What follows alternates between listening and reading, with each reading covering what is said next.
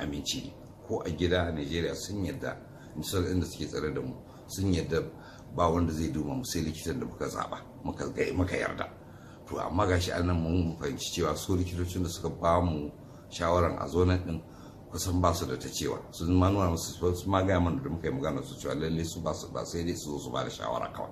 Amma wannan asibitin ke da ikon ya zaɓi abin da ya ce to ai mun ce bisa aminci ne muka zo nan, ba zai yi kuma mu ga wani likitin da ba mu san shi ba mu amince da shi ba, kuma inda muka aminta ba su gaya mana wani abu game da shi bai taba mana ciki don kada a yi abin da aka so a yi wanda harsashi bai yi ba a yi shi ta wata hanya.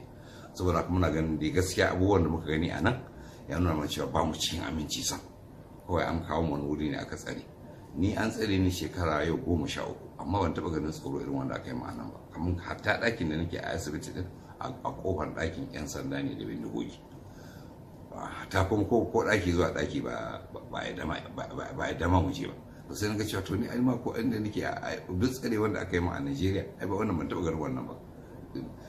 In ma an tsare ni a gidan kurkuku akan kulle mu da karfe 9 a buɗe mu karfe 7 na safe. In aka 9 na daidai a buɗe mu karfe 7 na safe. Sannan kuma muna iya zuwa duk inda muka ga dama akalla inda a area da muke tsare da. To amma sai na daga ko kirikiri da tsarin da aka maki bai kai tsanani a kaina irin wannan ba.